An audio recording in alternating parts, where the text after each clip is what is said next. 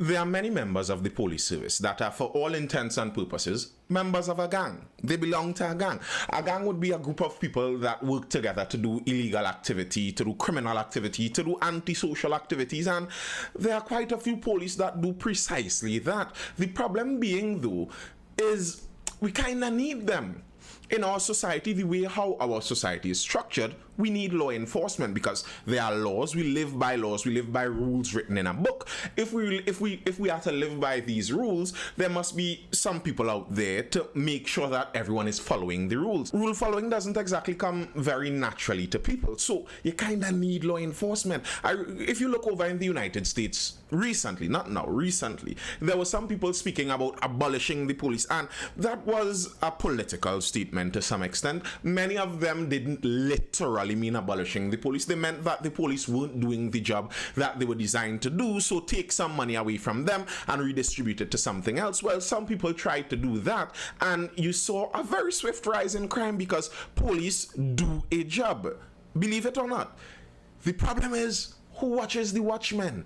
In order for the police to be effective at the job that they do, we want them to be able to keep the peace, to enforce the law. In order for that to happen, they must have a certain amount of power. They must have very likely more power than the average citizen in the country. But how will they wield that power? Police officers are just people, and we saw this just people behavior recently. When was that fet? A day ago, 2 days ago, the Jam Naked Fet. Wow, what a name. Jam, and bear in mind, they didn't say naked, it was NKD. Jam NKD.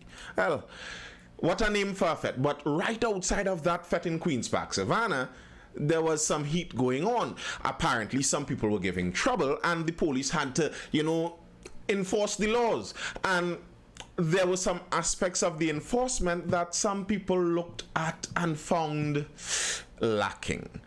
Let's get into that. But before we get into the story of the day, hit that like button, please. Thank you. Hit that like button. I see so many people sometimes view the videos and don't hit the like button. You can hit it. That's no problem. I'll give you a second to hit it. Drop a comment if you have something to say. Make sure you're subscribed to and hit that notification bell so you'd be able to see whenever new videos drop. And if you are interested in supporting or just like the general merchandise and like, look, I find it looks good too, you could hit me up in my inbox on Instagram, Facebook, TikTok, YouTube, anywhere you find me, and place an order for any of the Mindful merchandise.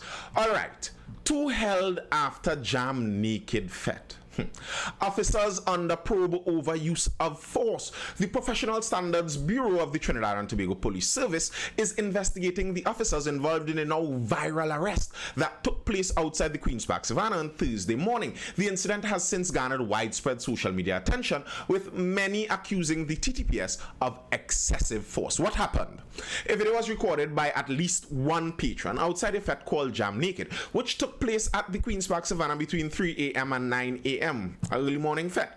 The cell phone footage captured the moment several police officers attempted to detain 2 men.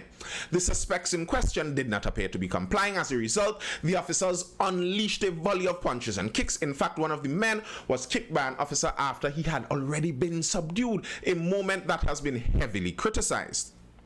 When contacted for comment, the Public Information Officer of the TTPS Corporate Communications Unit, ASP Sheridan Hill, said it's being investigated for the most part.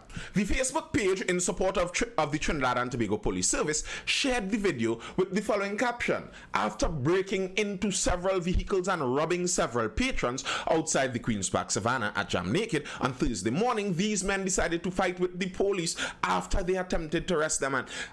And this is kind of my problem with the police service in general. Very often we see when the police service do things that pretty obviously seem like they're beyond the pale. We are going to look at the video. Bear in mind it has some violence, but I mean, it's YouTube. Fights are all over here. When they are indeed guilty of something that is obviously beyond the scope of their duty, they still defend it. That is so frustrating to me. Instead of the police officers being pretty blatant with what they say, you have that same kind of gang member behavior where regardless of what your fellow gang member does, you must defend it. And this page, bear in mind, in support of Trinidad and Tobago Police Service, is not run by the Trinidad and Tobago Police Service, but if you see that page, it seems pretty obvious that an officer runs that page. Very likely. It's heavily in support of the TTPS, and something like this I don't think requires support. And the thing is, the statement they said here about the two suspects breaking into vehicles and robbing several patrons, I don't even know where that came from, because it isn't the truth. Apparently, the main issue had nothing to do with them robbing people or breaking into vehicles. One of them tried to enter and their ticket apparently was not scanning. He was not happy about that, obviously, and it seems like he may have been intoxicated. So a fight broke out from there.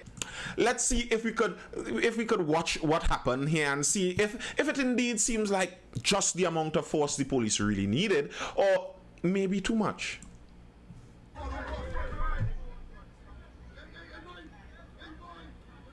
And this is the problem here. Right here. To me, that is the problem. To me, right there is the problem. The original guy in the pink, he seems to have been actually the main aggressor. When you look at the multiple videos around the incident, it seems like he may have indeed been the main aggressor. He may have been, I believe it's alleged he's a member of the TNT regiment. It may have been him. But when the police began manhandling him, I believe his friend, and listen, that is a real friend. For your friend to jump kick a police, his friend allegedly flew in with a jump kick on the police in protection of his other friend. Listen, if your friend willing to jump kick a police for you, that is well, maybe not real friend, because we see how it turned out in the end. But that friend that jump kicked the police, it seems like when they treated with him here, it seems like this treatment they're treating with him here was not about taking control of the situation, but it was about vengeance and getting back at him for doing what he did to them. Is that you're looking at this with me? Is that how police are trained to subdue a suspect? Punches? You come in slugging like it's a boxing match. That's how you train to subdue a subject, with multiple police around? All right.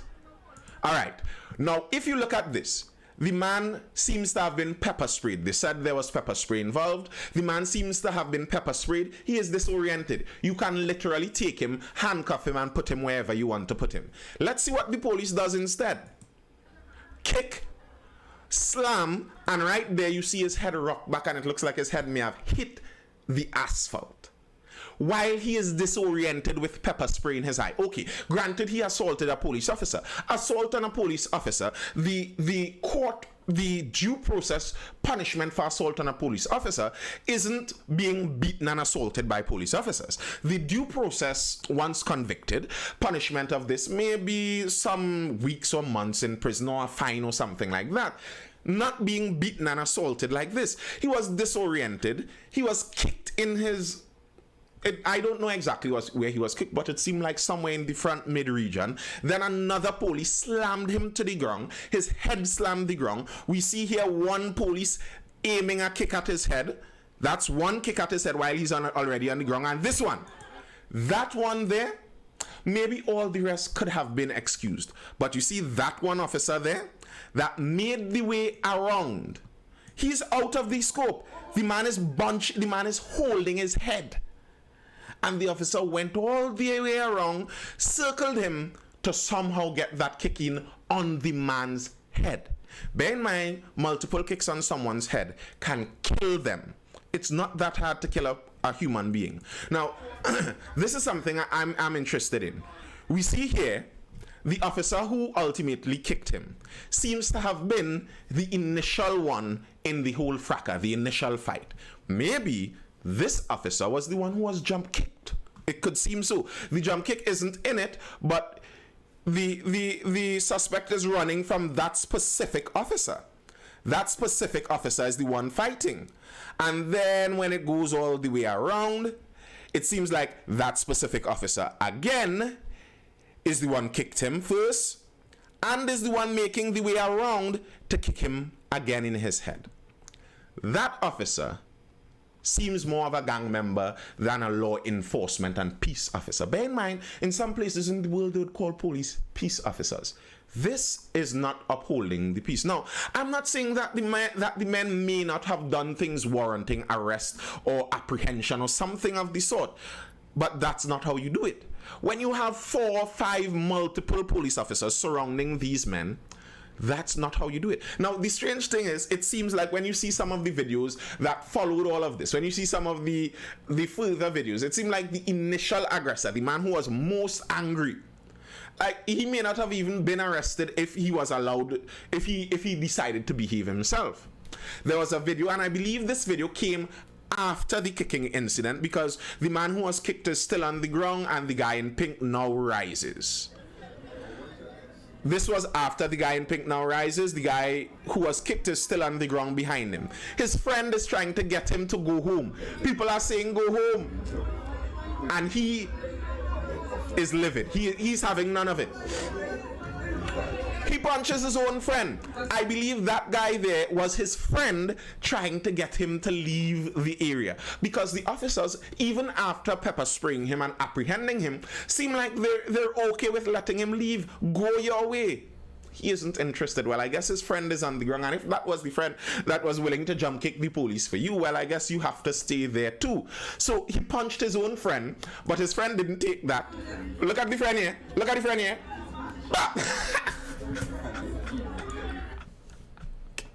Alright, violence shouldn't be funny, but I mean, the guy, he probably was the aggressor, and this could be a note to many people. Relax. You go to an event, you're a little intoxicated, dress back, relax, you breathe easy. Don't make any rash decisions. Now, the 2 men would very likely have to face their legal repercussions for such, but I believe the officers who were involved in this incident, probably not all of them, but in particular the one who made sure to land those sucker kicks while someone was on the ground balled up, crunching up, trying to protect themselves, that's insane. We do not want people like that to be peace officers in our country. You do not have the temperament needed to be in this line of work. If a jump kick is something that causes you to go blind with rage, then you belong in a criminal gang, or maybe in kickboxing, but not in the police service. Because in the police service, if someone jump kicks you as a police officer, unless your life is further endangered, your responsibility is to apprehend them, arrest them, and carry them to jail. Not beat them up and carry them to the hospital. Even as much as you might think you are hurt and you think they deserve this, that's not your responsibility. And I personally believe that in cases like this, the police officers are supposed to be punished even worse than the regular citizens. Why? Because you are given further authority. To whom much is given, much is expected. With great power comes great responsibility, to quote from good old Uncle Ben from Spider-Man there. So it should not be that we give people excess amount of power, more than the average citizen. They have the power to apprehend you and physically restrain you. That's within their purview. But if we give them that power, it is expected that they cannot abuse that power.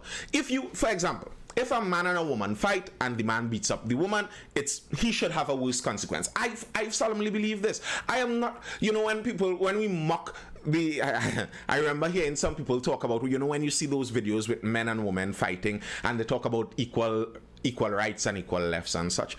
I am not that believer. I believe if men are physically stronger than women, it is your responsibility to restrain yourself more.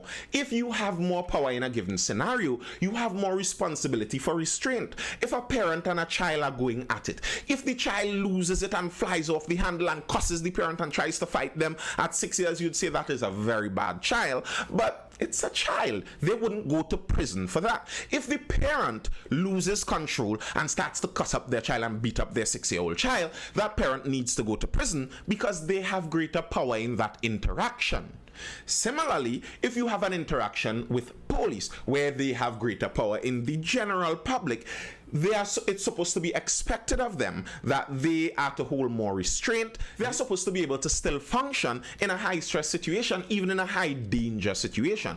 Often you hear police when they shoot an unarmed person, sometimes not in Trinidad, but often in foreign countries, you hear when the police shoot an unarmed person, they were fearful for their life, and the police was in this extremely dangerous high stress situation. Well, the other person was in that same high stress situation too, and as a police, you are supposed to be trained to withstand these high stress situations. It's like a doctor. If you're a doctor and you're in the hospital and someone has a broken limb and blood is leaking somewhere, you are not supposed to be fainting and, oh my god, I cannot take blood. You're a doctor. If the person's relative or loved one comes in the hospital with them and cannot take the sight of blood, well, okay, they are not trained for that. It's okay, well, maybe you should try to still be strong, but still it's much more understandable coming from someone who isn't trained for this.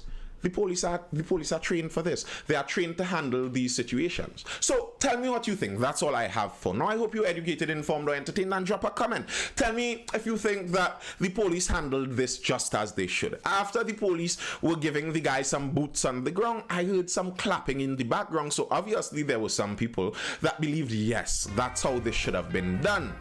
Are you one of them? Or do you think, nah, this was just too much? We can't really excuse things like this. We are facilitating a gang, and a lawful gang in our society. That's scary. Drop a comment, tell me what you think, and I will see you later.